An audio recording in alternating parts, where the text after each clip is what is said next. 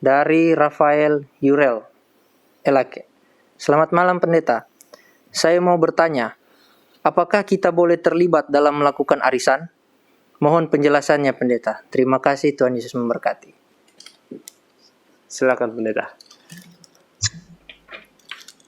Terima kasih saudara Rafael Yurel Elake. Ini saya sulit mau menjawab karena saya kurang paham tentang istilah arisan ini. Karena saya pernah dengar orang-orang berbicara, kami ada arisan di RT. Jadi apa itu maksudnya ada arisan? Ada kumpulan sosial. Ada yang menggunakan istilah arisan untuk makna-makna yang berbeda. Jadi kalau hanya dikatakan apakah kita boleh terlibat dalam melakukan arisan, oleh karena saya tidak bisa mendefinisikan secara tepat apa yang dimaksudkan dengan arisan ini. Jadi yang mungkin boleh kita berikan adalah apa petunjuk-petunjuk Alkitab tentang bagaimana umat Tuhan memperlakukan atau sikap umat Tuhan sehubungan dengan penggunaan uang.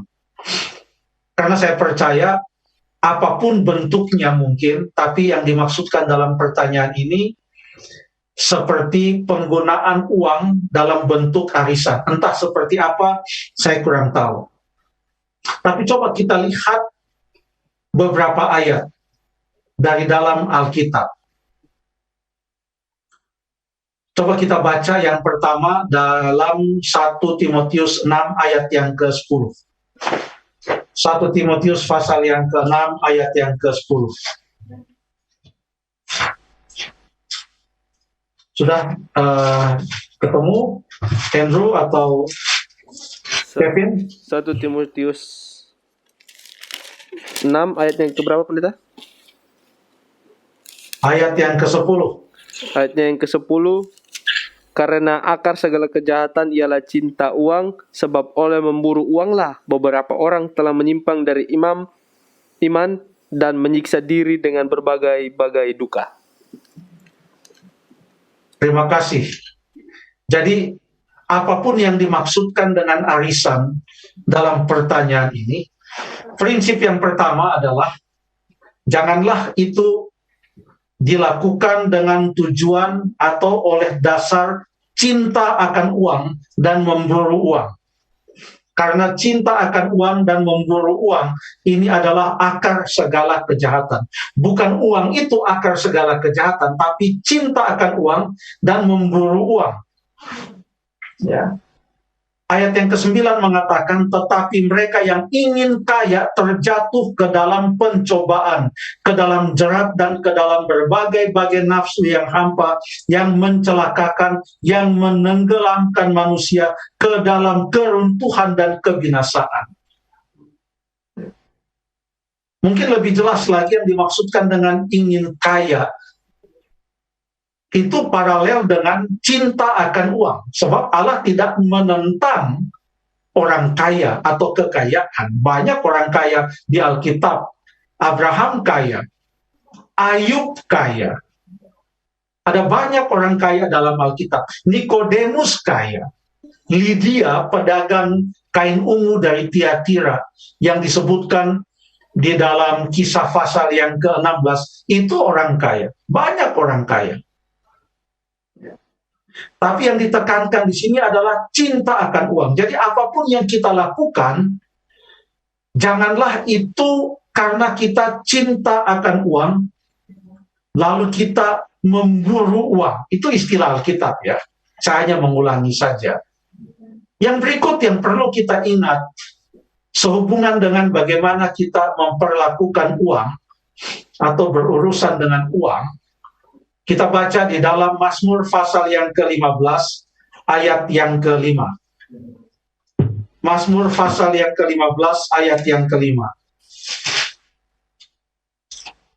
Mazmur 15 ayatnya yang ke-5, yang tidak meminjamkan uangnya dengan makan riba dan tidak menerima. Boleh dibaca sekali lagi? Yang tidak apa katanya? Meminjam atau meminjamkan? Meminjamkan.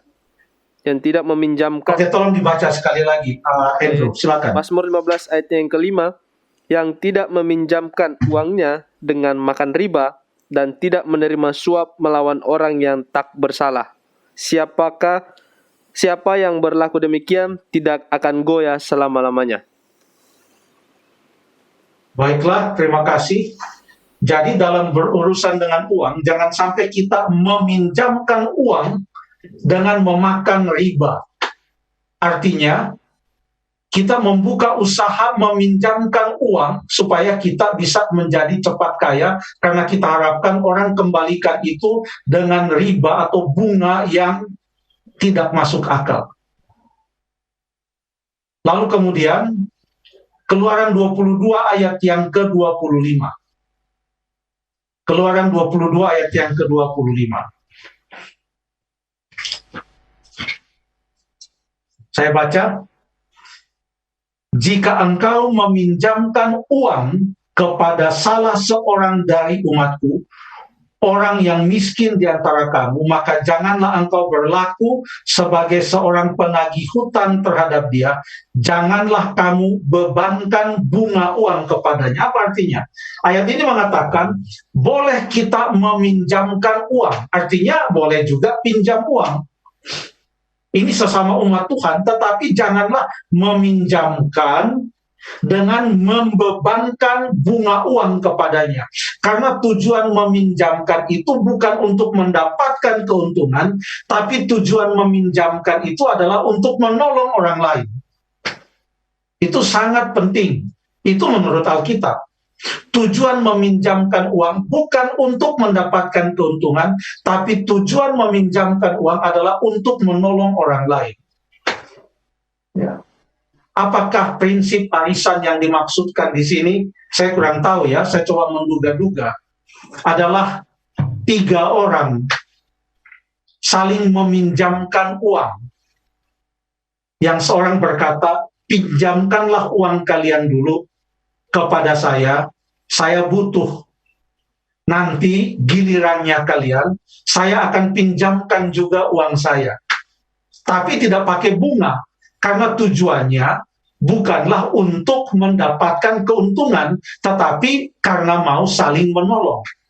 Jadi pada prinsipnya adalah dalam berurusan dengan uang, janganlah dasarnya adalah cinta akan uang atau memburu uang. Bahkan ada ayat di dalam Amsal 13 ayat yang ke-11, boleh kita baca Amsal 13 ayat yang ke-11, silakan.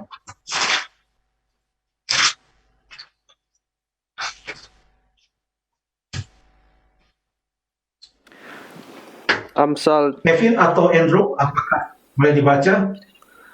Amsal 13 ayat yang ke-11. Harta yang cepat diperoleh akan berkurang, tetapi siapa yang mengumpulkan sedikit demi sedikit menjadi kaya. Luar biasa ini kata-kata orang bijak. Harta yang cepat diperoleh, kaya mendadak. 1 bulan sudah menjadi kaya raya luar biasa. Itu katanya dalam ayat 11, akan berkurang. Tapi yang bekerja mengumpulkan sedikit demi sedikit, itu yang bagus. Menggunakan istilah mengumpulkan sedikit demi sedikit. Ini prinsip Alkitab. Janganlah cinta akan uang, memburu uang, ingin cepat kaya, kaya dalam sekejap mata, itu tidak dianjurkan oleh Alkitab. Janganlah mengambil keuntungan melalui meminjamkan uang, tapi Alkitab mengajarkan prinsip saling tolong-menolong. Jangan dalam prinsip saling tolong-menolong itu justru pada akhirnya mencekik, tanda kutip, secara keuangan terhadap orang lain. Membuat orang lain menjadi kesulitan justru setelah kita berurusan dengan uang. Karena harus ditagih dan dikembalikan dengan riba, dengan segala macam. Itu bukan prinsip Alkitab sesama umat Tuhan. Coba kita baca lagi Amsal 28 ayat yang ke-20. Amsal 28 ayat yang ke-20. Silakan. Amsal 28 ayatnya yang ke-20. Orang yang dapat dipercaya mendapat banyak berkat, tetapi orang yang ingin cepat menjadi kaya tidak akan luput dari hukuman. Saya percaya sudah banyak contoh-contoh di atas dunia ini yang menggenapi kata-kata bijak yang ada dalam kitab Amsal, baik Amsal 13 ayat 11 maupun 28 ayat yang ke-20. Jadi apapun yang dilakukan dalam kaitannya dengan berurusan dengan uang, biarlah prinsip-prinsip ini dipegang. Janganlah melakukan sesuatu atas dasar cinta akan uang, atas dasar usaha untuk menjadi cepat kaya, atas dasar usaha untuk mengambil keuntungan dari saudara kita melalui apa yang kita lakukan dengan uang.